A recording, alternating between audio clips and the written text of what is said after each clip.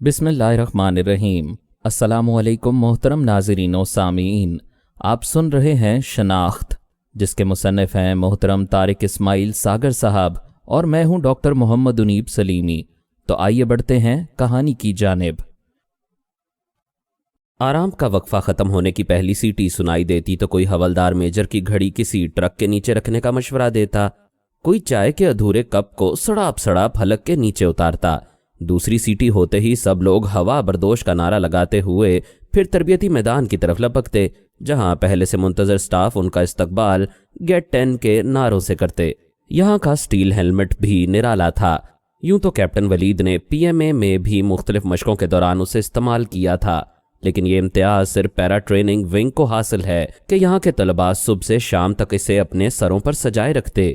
मौसम सरमा में इसके पहनने से शायद कोई परेशानी ना होती हो, लेकिन तपती धूप की भरी दोपहर में जब इस समेत तरबियती मैदान का बार बार तवाफ करना पड़ता या तलबा को पीएलएफ की मश्क देते हुए मुख्तलिफ बुलंदियों से गिराया जाता, तो पसीने और खाक धूल की तहें सर पर जमती चली जाती। हवा चल रही हो तो बाकी जिस्म का पसीना तो सूखता ही रहता है, लेकिन इस कंटोप में हवा का दाखला सख्ती से मना है। नतीजतन पहले तो बाल चिपचिपाने लगते हैं और फिर हेलमेट की रगड़ से उखड़ना शुरू हो जाते हैं। इस हेलमेट के आगे और पीछे वो नंबर लिखा होता है जो हर तालिब इल्म को उसकी सीनियरिटी के लिहाज से मिलता। तालिब इल्म को उसके नाम से नहीं बल्कि उसी नंबर से पुकारा जाता, और स्टाफ को तलबा के नाम याद रहें या ना रहें ये नंबर ज़रूर अजबर हो जाते हैं। मीलों दूर भी कोई तालिब इल्म कोई गलत हरकत करे तो स्टाफ हेलमेट का ये नंबर साफ तौर पर पढ़ लेता है और वहीं से चिल्लाता है, 77 ये क्या हो रहा है? वीक पीटी पर आएंगे और आज शाम आएंगे आप।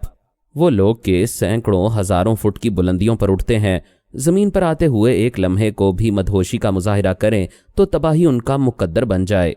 हड्डियां चिटक जाएं, सांसें उखड़ जाएं और जिस्म बिखर जाएं। जब तेज हवा चल रही हो तो जंपर को और भी मोहतात होना पड़ता है कि पैराशूट से लटका वो यूं हलारे लेता है गोया पींगे बढ़ा रहा हो। ऐसी सूरत में जमीन पर उतरा नहीं जाता, बल्कि जंपर धड़ाम से जमीन पर गिरता है। ऐसे में क्या किया जाए, यही कुछ सिखाने के लिए तलबा को SLFT पर तरबियत दी जाती है, जो स्विंग लैंडिंग फॉल ट्रेनर का मुखफ़फ़ है। इसमें तलबा को हार्नेस पहनाकर कुछ बुलंदी पर वाक़े एक प्लेटफॉर्म से छलांग लगाने को कहा जाता है। छलांग लगाने के बाद अभी जंपर हवा में झूल ही रहा होता है कि रस्से जो उसे थामे होते हैं ढीले कर दिए जाते और जंपर यकलख्त जमीन पर आ गिरता। मार्क टावर एक ऊंचे टावर की तरह तलबा की ट्रेनिंग के लिए खड़ा है। मकसद उस मीनार का करीबन वही माहौल और हालात पैदा करना है जो एक जंपर को जहाज से छलांग लगाते हुए पेश आते हैं। तलबा हार्नेस पहनकर जब सबसे ऊपर वाली मंजिल पर पहुंचते हैं तो उन्हें 2 हुक्कों की मदद से ऐसी पट्टियों से कस दिया जाता है जिनके ऊपर वाले सिरे दूर ऊपर एक चरखी से जुड़े होते हैं, और ये चरखी लोहे के एक मोटे रस्से पर जंपर को दूर एक टीले तक ले जाती है, जहां जंपर के साथी उसके लिए चश्म बरा होते हैं और बाहिफाजत नीचे उतार लेते हैं। टावर से छलांग लगाने पर जंपर कुछ लम्हों के लिए हवा में आज़ाद रहता है और एक पत्थर की तरह नीचे गिरता है। तान के चरखी से लटकी पट्टियों का झूल खत्म होता है और जंपर उनसे लटक कर टीले की जानिब अपना सफ़र शुरू करता है। इस टावर से सीधी सादी जंप लगानी हो तो कोई भी मुश्किल पेश ना आए, लेकिन उस बुलंदी पर पहुंचकर जबकि इंसान की सिट्टी वैसे ही गुम हुई होती है, हुक्म यह है कि टावर छोड़ते हुए आंखें खुली हों, पंजे मिले हों, बाजू पहलुओं से जुड़े हों, गर्दन झुकी हो और हाथ रिजर्व पैराशूट पर धरे हों। ट्रेनिंग के सूबेदार साहब उन्हें यह बावर कराने की कोशिश करते हैं कि जंप करते हुए आपके बाजू पहलुओं से जुदा थे, और वो उन्हें याद दिलाते कि साहब पिछली बार आपने हमारी आंखें बंद होने पर एतराज़ किया था, जो इस बार खुली थीं, चुनाचे हमें पास किया जाए। वो कह रहे हैं कि साहब इस बार आपकी गर्दन फिरौन की तरह अकड़ी हुई थी, इसे झुकाएं। जहाज पर यह हरकत की तो राइजर लगने से कान उड़ जाएंगे। नीचे की तरफ देखें तो घिग्गी सी बंद जाती है। रहा सा एतमाद रुखसत हो जाता और सारी जुर्रत व हिम्मत अलविदाई सलाम कहकर चलती बनती है। लेकिन हुक्म यह है कि दरवाजे में खड़े होकर नीचे बैठे हुए साहब से आंखें चार करें और अपना नंबर बुलंद आवाज में पुकारें। अब होता यह कि एक तालिब इल्म बेचारा खुदा खुदा करके ऊपर पहुंचता, दरवाजे में खड़ा होकर आसमान की तरफ देखते हुए पूरी कुव्वत से चिल्लाता, नंबर 11 साहब। लेकिन पीछे खड़ा स्टाफ गर्दन से पकड़कर एक ही झटके से सर नीचे कर देता और कहता, अभी शाउट करें नंबर साहब। تب جو آواز صاحب کے حلق سے نکلتی اس کی صاحب کو بھی سمجھ نہیں آتی تھی۔ ان کی باقاعدہ صبح کا آغاز ایک طویل سڑک پر ڈبل مارچ سے ہوتا تھا جہاں انہیں بھگایا جاتا، اور بھاگتے بھاگتے جب ان کی سانس اکھڑنے لگتی، قدم جسم کا ساتھ چھوڑتے محسوس ہوتے اور سارا جسم شدید سردی میں بھی پسینے میں بری طرح بھیگ جاتا، تو اچانک اگلا حکم موصول ہوتا، اباؤٹ ٹرن۔ اس حکم کا مطلب تھا کہ واپس اسکول کی طرف مراجعت کرو، اور جب کیپٹن ولید اور اس کے ساتھی ہانپتے کانپتے اسکول پہنچتے تو وہاں ان کے استقبال کے لیے موجود سٹاف کی گونجدار آوازیں ان کے پردہ سماعت سے ٹکراتی، گیٹ 10 گیٹ 10۔ اس حکم کا مطلب تھا کہ فوراً 10 ڈنڈ پی لو۔ وہ ڈنڈ نکال کر بمشکل پاؤں پر کھڑے ہو کر جیسے ہی دوڑ لگاتے تو نظروں کے سامنے ایک بورڈ آ جاتا جس پر جلی حروف میں یہی حکم دہرایا جاتا، اور اس کے ساتھ ہی سٹاف کی مسکراتی شخصیت دکھائی دیتی جو اس بات کا اعلان تھا کہ وہ خود کو اکیلے نہ سمجھیں اور کسی کمزوری کا مظاہرہ ہرگز نہ کریں۔ یہاں جس بیچارے صاحب سے معمولی کوتاہی سرزد ہوتی اس کا نمبر زوردار آواز سے پکارتے ہوئے سٹاف اسے ویک پی ٹی کا حکم جاری کر دیتا، اور یہ نمبر باقاعدہ ایک رجسٹر میں نوٹ ہو جاتا۔ ویک پی ٹی کی سعادت 5-6 مرتبہ کیپٹن ولید کو بھی حاصل ہوئی جو اس کے 14 طبق روشن کر جاتی۔ الٹی سیدھی حرکتیں، ڈنڈ، بیٹھک، مختلف جسمانی کرتب کروانے کے بعد جب ان کا جسم پسینے سے شرابور ہو جاتا اور پسینہ مسلسل آنکھوں میں گرنے سے کچھ دکھائی بھی نہ دیتا تو حکم ملتا کہ زمین پر لیٹ جاؤ۔ جب سٹاف کو یقین ہو جاتا کہ اب صاحب پسینے کے ساتھ ساتھ مٹی میں بھی مٹی ہو چکا ہے تو اسے چھٹکارا ملتا۔ کیپٹن ولید اور اس کے ساتھی پی ٹی پریڈ کے بعد جب بیرک میں آتے تو اپنی بنیان اتار کر خود کو اردلی کے سامنے پیش کر دیتے جو تولیے سے ان کے سر اور کندھوں کو صاف کر کے انہیں ان کی اصلی حالت میں واپس لوٹاتا۔ یہ وقفہ 1 گھنٹے کا ہوتا جس کے بعد وہ ڈانگری پہن کر سٹیل ہیلمٹ ہاتھوں میں اٹھائے اسکول کی راہ لیتے۔ یہاں داخلے کے چند روز بعد ہی کیپٹن ولید کو بھی باقی افسران کی طرح اپنی گردن، کندھوں اور جسم کے دیگر حصوں میں سخت اینٹھن کا احساس ہوا جس کے ساتھ ان کا گلا بھی بیٹھنے لگتا۔ یہ سب اس جان توڑ مشقت کا انعام تھا جو ان کی تربیت کا حصہ تھی، لیکن جلد ہی وہ اس کے عادی ہو گئے اور وہ وقت بھی آ گیا جب ان کا جسم ہر قسم کی مشقت اور درد سے بے نیاز ہو گیا۔ پی ٹی کے بعد انہیں دیگر مراحل سے گزارا جاتا جن میں مارک ٹاور سب سے سخت مرحلہ تھا۔ یہاں ہر جگہ اکیڈمی کی طرح سٹاف کا حکم چلتا تھا۔ سٹاف جب چاہتا جہاز کو فضا میں اچانک ساکت کروا دیتا اور جہاز رن وے سے اڑے بغیر اچانک ڈراپ زون پر پرواز کرنے لگتا۔ تربیت کے اور بہت سے مراحل میں ایک مرحلہ معلق ہارنس کا تھا۔ انگریزی میں اسے سسپینڈڈ ہارنس کہتے ہیں۔ انہیں ہارنس میں جکڑ کر ایک اونچے سے پلیٹ فارم پر لٹکا دیا جاتا اور ایک سٹاف سامنے کھڑا مختلف قسم کی صورتحال کی منظر کشی کرتا رہتا۔ کبھی کہتا کہ نیچے دائیں جانب نہر آ گئی، طالب علم وہ کارروائی کرتا جو نہر سے بچنے کے لیے کی جا سکتی۔ پھر حکم ملتا کہ تم درخت پر گرنے والے ہو، بچو۔ طالب علم ڈوریوں کو کھینچ تان کر درخت سے بچتا تو پتہ چلتا کہ وہ بجلی کے تاروں پر آن گرا ہے۔ اب اصولاً تو اس کی روح قفس عنصری سے پرواز کر جانی چاہیے، لیکن اسے پھر زندہ قرار دے کر کہیں اور اترنے کا حکم ملتا۔ اس ساری کارروائی کے دوران بازو شل ہو جاتے، ڈوریاں کھینچ کھینچ کر ہتھیلیوں میں خون چھلکنے لگتا، گردن یوں ڈھلک جاتی جیسے من کا ٹوٹ گیا ہو۔ ہارنس کی پٹیاں ایسی نازک جگہوں سے گزرتی ہیں کہ طلباء بلبلا کر دعا کرتے کہ اے کاش ان کا پیراشوٹ ہی نہ کھلا ہوتا، وہ جہاز سے بندھے رہ جاتے۔ تنگ آ کر کوئی چیخ اٹھتا، سٹاف اتنی دیر میں تو انسان چاند سے زمین پر پہنچ جاتا ہے، ہم جہاز سے زمین پر نہیں پہنچے۔ اور سٹاف مسکرا کر کہتا، صاحب بچیں ابھی آپ جھیل میں اتر رہے ہیں، تیار ہو جائیں، زمین آ رہی ہے۔ وہ پوزیشن بنا کر لینڈ کرنے کو تیار ہو جاتے، لیکن زمین آتے آتے پھر قیامت میں بدل جاتی۔ اس اڈے سے جان چھوٹی تو انہیں SLFT نے آ لیا۔ سوئنگ لینڈنگ فال ٹرینر ہوا تیز چل رہی ہو تو پیراشوٹ نیچے اترنے کے ساتھ ساتھ جمپر کو دائیں بائیں جھولا بھی جھلاتا رہتا ہے، اور ایسی حالت میں زمین پر اترنے کی تربیت SLFT پر دی جاتی ہے۔ بیرومیٹر کے مطابق ہوا کا دباؤ کم ہو یا زیادہ طلباء اسے خندہ پیشانی سے برداشت کر لیتے ہیں، لیکن اگر سٹاف کا پارا چڑھ جائے تو پھر ہواؤں میں جو شدت آتی ہے اسے کوئی بیرومیٹر ریکارڈ ہی نہیں کر سکتا۔ تربیت کا طریقہ یہ تھا کہ طالب علم ہارنس پہنے ایک اونچے پلیٹ فارم سے چھلانگ لگاتا ہے اور کچھ تختوں سے لٹکا جھولتا رہتا۔ جب اس کی رفتار کم ہونے لگتی ہے اور وہ زمین کی طرف آ رہا ہوتا ہے تو اسے وارننگ دیتے ہوئے رسے ڈھیلے کر دیے جاتے اور وہ بتائے گئے طریقے کے مطابق زمین پر آ گرتا طالب علم پلیٹ فارم چھوڑ کر مخالف سمت میں بلند ہو رہا ہوتا کہ رسے ڈھیلے کر دیے جاتے اور وہ تباہ شدہ جہاز کی طرح سیدھا زمین پر آ رہتا۔ ایک لمحے کو تو اس میں زندگی کے آثار مفقود ہو جاتے، لیکن پھر سٹاف کی آواز ابھرتی، اٹھیں اٹھیں، کھڑے ہو جائیں، جہاز سے چھلانگ لگائیں گے تو موسم آپ کی مرضی کا نہیں ہوگا، ہوا اپنی مرضی سے چلتی ہے، آپ آنکھیں کھلی رکھا کریں۔ اب انہیں جہاز میں سوار ہونا سکھایا گیا، اڑتے جہاز میں توازن برقرار رکھنے کی مشق کرائی گئی اور سٹیٹک لائن تھامنے کے آداب سے روشناس کرا دیا گیا۔ جمپر جہاز سے چھلانگ لگاتا تو پشت پر سوار پیراشوٹ نائلن کی ایک مضبوط رسی سے بندھا ہوتا، جس کا دوسرا سرا جہاز میں لگی لوہے کی ایک سلاخ سے بندھا رہتا۔ چھلانگ لگانے پر جب اسی رسی میں تناؤ پیدا ہوتا تو جھٹکے سے پیراشوٹ کھل جاتا اور یہ رسی خود ٹوٹ کر جمپر کا ناتا جہاز سے توڑ دیتی۔ یہی رسی سٹیٹک لائن کہلاتی۔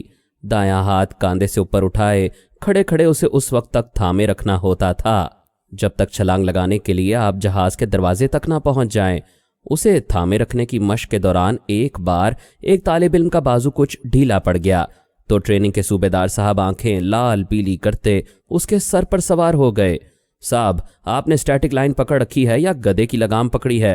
اور موصوف کا بازو خودکار مشین کے لیور کی طرح خود بخود بلند ہو گیا۔ اب وہ جہاز میں سوار ہونا بھی سیکھ چکے تھے، اس میں بیٹھنا اور چلنا پھرنا بھی، چھلانگ لگانا اور زمین پر اترنا بھی، لیکن ایک مرحلہ اور بھی تھا، جیپ ڈریگ، یعنی جیپ سے بند کر گھسیٹا جانا۔ اس کا فلسفہ یہ بیان کیا گیا کہ اگر ہوا تیز چل رہی ہے تو زمین پر اترنے کے بعد پیراشوٹ خود بخود بند نہیں ہو جاتا، بلکہ جمپر کو گھسیٹے لیے پھرتا ہے۔ ایسے میں خود کو پیراشوٹ سے آزاد کیوں کیا جائے؟ اسی کی تربیت کے لیے یہ انتظام کیا گیا تھا، جس کے تصور سے ہی رونگٹے کھڑے ہو جائیں۔ طلباء کو ہارنس پہنا، جیپ سے باندھ، پشت کے بل زمین پر لٹا کر جیپ چلا دی جاتی۔ ایک خاص رفتار پر پہنچ کر حکم ملتا، گو۔ اس کا اردو ترجمہ تو یہی ہونا چاہیے کہ چلے جاؤ۔ اب ہوتا یہ ہے کہ طالب علم بیچارہ جیپ کے پیچھے مہیب آب کی طرح تڑپ رہا ہے، دیوانوں کی طرح سر پٹک رہا ہے، لیکن ڈرائیور کی سیٹ پر بیٹھے صاحب ہیں کہ انہیں معلوم ہی نہیں کہ بریک کہاں ہے۔ ان کا علم صرف ایکسیلریٹر تک محدود ہے اور ان کا پیر اس پر سے کبھی اٹھ جاتا ہے، کبھی دب جاتا ہے۔ جیپ ڈریگ میں ڈرائیور کے پاؤں کے اٹھنے دبنے سے طلباء جس طرح مر مر کے جی اٹھتے ہیں، اس کی گواہی اسکول کے باہر سے گزرنے والے اکثر لوگ دے سکتے تھے۔ وقت کے ساتھ ساتھ لوگ اس منظر کی تشریح بدل دیتے ہیں۔ جنگ کے دنوں میں لوگ کہا کرتے تھے، یہ جنگی قیدی ہیں، انہیں سزا دی جا رہی ہے۔ امن کے دنوں میں یہ جنگی قیدی دشمن کے جاسوس کہلواتے یا فوج کے بھگوڑے۔ شروع میں سکھایا کم اور گھسیٹا زیادہ جاتا۔ جب سکول کے سٹاک سے روئی کے پیڈ اور ٹنکچر آیوڈین کم ہونے لگتے تو طلباء کو کامیاب قرار دے کر اس مشق کے اختتام کا اعلان کر دیا جاتا، جس پر کیپٹن ولید نے تو باقاعدہ شکرانے کے نوافل پڑھے۔ جیپ ڈریگ کے بعد ٹاور جمپ کی باری تھی۔ طلباء جب تک اس ٹاور سے چھلانگ لگاتے ہوئے سٹاف کو مطمئن نہ کریں، انہیں جہاز پر نہیں لے جایا جاتا۔ جہاز سے چھلانگ لگانا آسان کہ وہاں سوچنے سمجھنے کا موقع ہی نہیں ملتا۔ جمپ کرنے کا حکم ملنے کے بعد ہر شخص دوڑتا ہوا دروازے تک پہنچتا۔ 100 میں کوئی ایک آدھ ہوتا ہوگا جو دروازے پر پہنچ کر ٹھٹکتا ہو، وگرنہ اسی رفتار سے دروازے سے باہر نکل جاتا۔ ٹھٹکنے والوں کو بھی زیادہ غور و فکر کرنے کا موقع نہیں دیا جاتا۔ سٹاف ایک نظر میں اس کا جائزہ لے لیتے ہیں اور سٹیٹک لائن ہارنس اور پیراشوٹ ٹھیک ٹھاک ہوں تو کک لگا کر اسے فضاؤں کے سپرد کر دیا جاتا ہے۔ لیکن اس ٹاور پر سے جمپ کے کئی مراحل ہیں اور ہر مرحلے پر کوئی نہ کوئی سٹاف منکر نکیر کی طرح بڑی گہری نظروں سے ان کا جائزہ لے رہا ہوتا تھا۔ ٹاور سے نیچے بیٹھے صاحب ایک رجسٹر میں ہر غلطی کا اندراج کرتے رہتے۔ ٹاور پر چڑھنے سے پہلے ایک سٹاف ہارنس کا معائنہ کرتا، پھر ایک دیوار پر چڑھا کر جمپ کرواتا، غلطیوں کی نشاندہی کرتا اور ٹاور پر جانے کی اجازت دے دیتا۔ چوتھی منزل تک پہنچتے پہنچتے جمپر کی سٹی گم ہو چکی ہوتی۔ چہرے پر پریشانیوں کے آثار لیے جب وہ آخری منزل پر پہنچتا تو دانت نکالتا، مسکراتا، ایک سٹاف اس کا استقبال کرتا۔ ہکوں کی مدد سے اسے ان پیٹیوں میں باندھ دیا جاتا جو ٹاور سے باہر اوپر لوہے کے ایک رسے سے منسلک ہوتی ہیں۔ این گیٹ پر کھڑا کر کے پہلے جمپر کی پوزیشن درست کی جاتی۔ اتنی بلندی پر آدھا جسم باہر نکال کر کھڑا ہونا، پھر رکوع کی حالت میں جھکتے ہوئے نیچے بیٹھے ہوئے صاحب کو اپنا نمبر بتانا، اپنے پیچھے کھڑے ہوئے سٹاف سے ہدایات وصول کرتے رہنا اور پھر جمپ کرنا۔ یہ ساری کارروائی جمپر بقائمی ہوش و حواس کرتا، لیکن اسے کچھ معلوم نہیں ہو پاتا کہ غلطی کیا ہوئی۔ چنانچہ جمپ کے بعد اسے ٹاور سے نیچے بیٹھے اسیسر کے حضور پیش ہونا پڑتا، جو اس کی غلطیاں بامحاورہ زبان میں اس پر واضح کرتا۔ جمپ کرتے ہوئے آنکھیں یوں کیوں بند کرتے ہیں جیسے بلی کو دیکھ کر کبوتر کرتا ہے؟ صاحب، آپ جمپ یوں کرتے ہیں جیسے گیٹ سے کوئی مردہ نکلا ہو۔ اور اس کے ساتھ ہی دائیں ہاتھ کے انگوٹھے کو زمین کی طرف جھکاتے ہوئے وہ کچھ یوں چلائیں گے، ویک ایگزٹ، انسیٹسفیکٹری، اور جمپر سر جھکائے پھر ٹاور کی طرف یوں چل دیتا ہے جیسے ٹاور پر نہیں سولی پر چڑھنے جا رہا ہو۔ کیپٹن ولید کو تو یہ مرحلہ شوق قریباً 10 مرتبہ طے کروایا گیا، لیکن جلدی انہیں علم ہو جاتا کہ غلطی نہ کرنے پر بھی یہی کچھ ہوتا ہے۔ آخر وہ دن بھی آ گیا جس کے لیے دن گنے جاتے تھے۔ بالآخر یہ تمام مشقیں تمام ہوئیں اور وہ دن آن پہنچا جس کے انتظار میں اس نے پی ٹی کی مشقیں ہنستے کھیلتے برداشت کی تھیں۔ ہارنس کی کرختگی خندہ پیشانی سے جھیل لی تھی اور ساری مشقیں صحیح طریقے سے کرنے کے باوجود سٹاف کی ڈانٹ ڈپٹ مسکراتے ہوئے سنتا رہا تھا۔ صبح سویرے نہا دھو تیار ہو فوجی گاڑیوں میں سوار ہو کر وہ فضائی مستقر پہنچ گئے۔ وہاں ہارنس اور پیراشوٹ پہلے سے موجود تھے۔ یہ ہارنس ان ہارنسز سے قطعاً مختلف تھی جن سے اب تک انہیں پالا پڑتا تھا۔ یہ صاف ستھرے تھے، گرد و غبار سے پاک، نائلون کے دھاگے اور دھات کے حصے باقاعدہ چمک رہے تھے۔ اپنے اپنے پیراشوٹ اور ہارنس اٹھائے وہ سب رن وے پر پہنچ گئے۔ ہارنس پہنا تو پہلے ساتھیوں نے ایک دوسرے کا معائنہ کیا، پھر سٹاف نے ہر کسی کا تفصیلی جائزہ لیا اور ہر طرح سے تیار ہو کر وہ بے چینی سے طیارے کی آمد کا انتظار کرنے لگے۔ افق پر ہر نئے طیارے کی آمد دھڑکنوں کو منتشر کر دیتی تھی۔ رن وے نے تپنا شروع کر دیا تھا۔ کھڑے کھڑے تھک گئے تو بیٹھ گئے، پھر بھی چین نہ آیا تو پشتوں پر جھک گئے اور پیراشوٹ کی ٹیک لے لی۔ ایک دو بار سٹافوں نے منع کیا کہ صاحب ایسے مت بیٹھیں، یہ فوجی طریقہ نہیں ہے بیٹھنے کا، لیکن اس کے علاوہ بیٹھنے کی کوئی اور آرام دہ صورت نہیں تھی۔ صوبیدار صاحب کی گونجدار آواز سنائی دی، صاحب یہ پیراشوٹ ہیں، گاؤ تک یہ نہیں، اپنی ٹانگوں میں جان پیدا کریں۔ اچانک سب کے سب سپرنگ کی طرح اچھل کر کھڑے ہو گئے۔ صوبیدار صاحب نے بات ہی ایسی کہہ دی تھی۔ بالآخر ایک دیو ہیکل طیارہ رن وے پر اترا اور تیزی سے دوڑتا بھاگتا ان کے سامنے آ کر کھڑا ہو گیا۔ سب کو چپ سی لگ گئی، تمام شوخیاں رخصت ہو گئیں۔ صوبیدار صاحب کے چہرے پر بھی ایک گھمبیر سنجیدگی طاری ہو گئی۔ حکم ملنے پر وہ سب سر جھکائے، قطار در قطار جہاز میں داخل ہوئے اور اپنی اپنی جگہوں پر بیٹھ گئے۔ اس جہاز میں داخلے کا طریقہ بھی نرالا ہی تھا۔ عام جہازوں میں تو لوگ باقاعدہ سیڑھیوں کے راستے اوپر چڑھتے ہیں اور جہاز کے پہلوؤں میں بنے ہوئے دروازوں سے اندر جاتے ہیں، لیکن یہاں دروازوں کی بجائے جہاز کی دم پوری کی پوری یوں کھل گئی جیسے کسی دیو ہیکل ویل مچھلی نے اپنا شکار نگلنے کے لیے اپنا جبڑا کھول پھاڑا ہو۔ کچھ دیر بعد جہاز کی ٹیل بند کر دی گئی۔ اب جہاز میں نیم تاریکی تھی اور وہ سب اپنی مخصوص سیٹوں پر تیار بیٹھے تھے۔ طیارے نے رن وے پر دوڑنا شروع کیا اور پھر ایک ہلکے سے ارتعاش کے ساتھ فضاؤں میں بلند ہو گیا۔ سب لوگ چپ چاپ بیٹھے تھے، صرف جہاز کے انجنوں کا شور تھا۔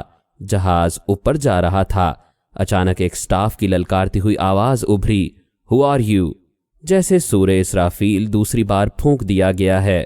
سب لوگوں میں یکدم زندگی لوٹ آئی اور ایک گرجتا ہوا جواب وصول ہوا، ایئر بورن، یعنی ہوا بردوش۔ اس کے بعد تو نعروں نے ایک تسلسل اختیار کر لیا۔ ایک کونے سے نعرے ختم ہوتے تو دوسری طرف شروع ہو جاتے۔ طلباء چپ ہوتے تو سٹاف پھر پوچھنے لگتے، ہو آر یو؟ اس نعرے بازی سے توجہ بٹ گئی اور خوف قدرے جاتا رہا۔ اب نگاہیں جمپ ماسٹر پر جمی ہوئی تھیں، جو دونوں قطاروں کے درمیان ایسی جگہ کھڑے تھے جہاں سے سب کو نظر آ سکیں۔ اچانک جہاز کے دونوں طرف کے دروازوں کے عین اوپر سرخ بلب جل اٹھے۔ جمپ ماسٹر نے تالی بجا کر سب کو اپنی طرف متوجہ کیا اور ہاتھ کے اشارے کے ساتھ پکارا، 5 منٹس۔ ڈراپنگ زون تک ان کا صرف 5 منٹ کا سفر باقی تھا۔ ایک گڑگڑاہٹ کے ساتھ دونوں طرف کے دروازے اوپر ہٹ گئے۔ جہاز میں روشنی در آئی، ہوا آگ بگولا ہو کر اندر گھسنے لگی۔ جمپ ماسٹر نے پھر تالی بجائی اور پکارا، 2 منٹس، آخری 2 منٹ۔ 2 صدیوں پر محیط یہ لمحات جن میں جانے کتنی قیامتیں گزر گئیں۔ کیپٹن ولید کی تمام حسیات مکمل بیدار تھیں۔ حکم ملا، کھڑے ہو جاؤ۔ جہاز کی رفتار کی وجہ سے توازن برقرار رکھنا بھی مشکل تھا، لیکن اسے اپنا جسم ہلکا پھلکا اور پاؤں مقناطیس سے لگے محسوس ہوئے۔ مشینی انداز میں وہ آخری مشقیں دہرا رہے تھے جن کا مقصد آخری بار اپنا اور اپنے سے آگے کے ساتھیوں کا ہارنس اور پیراشوٹ چیک کرنا اور اوکے رپورٹ دینا تھا۔ رپورٹ مکمل ہوئی تو جہاز کے دروازوں پر لگے سرخ بلب بجھ گئے اور سبز بلب روشن ہو گئے۔ یہ اس بات کی علامت تھی کہ جمپر جمپ کر سکتے ہیں، جہاز محفوظ علاقے پر اڑ رہا ہے۔ جمپ ماسٹر کا حکم سنائی دیا، اسٹینڈ ان دا ڈور۔ سب سے آگے والے جمپر دروازوں میں ڈٹ گئے۔ حکم ملا، جمپ، اور اس کے ساتھ ہی قطار میں حرکت شروع ہو گئی۔ ہر کوئی تیزی سے آگے بڑھتا، اپنی سٹیٹک لائن جھٹکے سے آگے کی طرف دھکیلتا اور باہر فضاؤں میں گم ہو جاتا۔ اب اس کی باری تھی۔ جو ہی دروازہ آیا اس نے آنکھیں بند کی اور چھلانگ لگا دی۔ اس کے جانے کے بعد کیا ہوا کچھ یاد نہیں۔ ایک جھٹکا لگا، آنکھیں کھولیں، اوپر کی طرف دیکھا۔ 35 فٹ قطر کی ایک پروکار چھتری اس پر سایہ فگن تھی اور اسے دور پرے نیلے آسمان کی وسعتیں مسکرا رہی تھیں۔ نیلی چھتری والے کے لیے احساس شکر نے اس کو اپنے حصار میں لے لیا۔ احساس تفاخر الگ سے تھا۔ باقی جمپر نعرے لگاتے، ایک دوسرے سے باتیں کرتے محو پرواز تھے۔ اب صوبیدار صاحب کی بات یاد آئی۔ انہوں نے کہا تھا، خوبصورتی نظر آئے گی جب چھلانگ لگائیں گے آپ جہاز سے۔ وہ ہلکے پھلکے ہواؤں میں اڑ رہے تھے۔ یہی ایک خوبصورت بات تھی۔ دوسرے نیچے زمین کی ہریالی تھی، چھدرے چھدرے مکانات تھے، صاف ستھری سڑکیں تھیں۔ ان رینگتی چھوٹی چھوٹی کھلونے نما گاڑیاں اور ان سب پر سے پرواز کرتے کیپٹن ولید کو پہلی بار پاک فضائیہ کا موٹو ایئر بورن اس سمجھ میں آیا، صحرا است کے دریا است تہ بالو پرماست، یعنی صحرا ہو یا دریا سب کچھ ہمارے پروں کے نیچے ہے۔ ان کی دانست میں زمین ابھی خاصی دور تھی، اس لیے بڑے اطمینان سے ارد گرد کے نظاروں میں کھوئے ہوئے تھے۔ اچانک زمین نے تیزی سے ان کی طرف بڑھنا شروع کر دیا اور چند منٹ بعد وہ زمین پر تھا۔ ٹریننگ سٹاف نے انہیں لینڈنگ کی اتنی مشق کرائی تھی کہ لاشعوری طور پر وہ لینڈنگ پوزیشن میں تھے۔ زمین پر گرتے ہی اس نے اپنا آپ سمیٹا، صاحب یہ ڈراپنگ زون ہے، دشمن کا علاقہ ہے، بیڈ روم نہیں، اٹھ جائیں۔ اچانک ایک سٹاف سامنے آ گیا۔ اس نے فوراً خود کو ہارنس سے آزاد کیا، پیراشوٹ لپیٹا، اسے ایک تھیلے میں ڈالا اور اگلی منزل کی طرف چل دیا۔ باقی جمپرز بھی یہی عمل دہرا رہے تھے۔ اس کے بعد پہلی 2-3 چھلانگوں تک یہی عالم رہا کہ جہاز رن وے سے اٹھتا اور بلندیوں پر لے جاتا۔ وہ جہاز سے کود جاتے، پیراشوٹ کھلتا تو باچھیں کھل جاتیں۔ لیکن ابتدائی تجربوں کے بعد جب خوف جاتا رہا تو فیصلہ ہوا کہ پڑھائے گئے طریقوں کے مطابق آنکھیں کھلی رکھی جائیں اور ایک ایک لمحے کا مشاہدہ کیا جائے۔ لیکن یہ ابتدائی مشاہدے سے بھی زیادہ دلچسپ تھے۔ پیراشوٹ جمپ کے ابتدائی تجربے اسی طرح ہوتے تھے، لیکن جب خوف جاتا رہتا اور لوگ اس میدان کے کھلاڑی ہو جاتے تو اسکائی ماسٹر کہلاتے۔ تب آسمان کی بلندیوں میں انہیں نت نئی شرارتیں سوچتی ہیں۔ کئی جمپرز مل کر اکٹھے چھلانگ لگاتے ہیں، کبھی ایک دوسرے کے ہاتھ میں ہاتھ دیے دائروں کی شکل میں نیچے آتے ہیں، کبھی پھولوں کی شکل اختیار کرتے ہیں، کبھی قومی پرچم میں مدغم ہو جاتے ہیں۔ اس نے اپنے سٹاف اور سکول کے افسران کو ہزاروں فٹ کی بلندیوں سے پیراشوٹ کھولے بغیر جمپ کرتے دیکھا۔ وہ گولی کی طرح زمین کی طرف آتے اور قریب آنے پر پیراشوٹ کھولتے۔ ایک دفعہ ایک سٹاف تو اتنا نیچے آ گیا کہ خیال ہوا کہ یہ پیراشوٹ کھولنا بھول گیا ہے۔ کچھ دنوں ہی میں اس نے مطلوبہ جمپس مکمل کر لیں اور اس تقریب کا دن آن پہنچا جس میں تربیت کامیابی سے مکمل کرنے والوں کے سینوں پر ونگ کا اضافہ کر دیا جاتا ہے۔ اس دن تمام طلباء کو اپنی اصل حالت میں لوٹ آنے کی اجازت دے دی گئی۔ اس سے پہلے وہ ایک دوسرے کو نمبروں سے پہچانتے اور پکارتے چلے آ رہے تھے۔ وردیاں پہنی تو ہر شخص کے شانوں پر پھول ستارے چمک رہے تھے۔ سینے کے دائیں جانب نام کی ایک تختی بھی ہوتی ہے۔ ایک دوسرے کو نام لے کر پکارا تو خوشگوار حیرت کا احساس ہوا۔ سٹیج کو شامیانوں کی بجائے رنگ برنگی چھتریوں سے سجایا گیا تھا اور ان چھتریوں کے زیر سایہ وردیوں میں ملبوس ان افسران کے اور رنگ بھی لہرا رہے تھے۔ زیر تربیت طلباء کے قریبی عزیز و اقارب بھی اس تقریب میں مدعو تھے۔ مقررہ وقت پر مہمان خصوصی تشریف لائے۔ تلاوت کلام پاک سے تقریب کا آغاز ہوا اور پھر انہوں نے خود اپنے ہاتھوں ترتیب سے کھڑے طلباء کے سینوں پر ونگ لگائے۔ تقریب اختتام کو پہنچی، پریڈ برخاست ہونے کا حکم ملا۔ سب نے ایک ایک قدم آگے بڑھایا، پھرتی سے سلیوٹ کیا اور ابھی مبارکباد دینے کے لیے ایک دوسرے کی طرف مڑے ہی تھے کہ ایک گونجدار حکم سنائی دیا، گیٹ 10، اور سب لوگ زمین بوس ہو گئے۔ ٹریننگ صوبیدار نے آخری لمحہ بھی ہاتھ سے جانے نہیں دیا تھا۔ ادھر چھتریوں کے سایوں میں مہمان کھلکھلا کر ہنس رہے تھے۔ ان میں رجا کی ہنسی نمایاں تھی جو اس کے والدین کے ساتھ آئی تھی۔ مستی خان کی آمد بیرم خان کے لیے اس لیے بھی اچھی خبر تھی کہ اسے عینی شاہد سے کچھ جاننے کا موقع مل رہا تھا۔ ابھی تک اس نے اپنے ذرائع سے ہی اپنے اس انتہائی خفیہ ٹھکانے کی تباہی کی اطلاعات اکٹھی کی تھیں۔ مستی خان کی حالت غیر ہو رہی تھی۔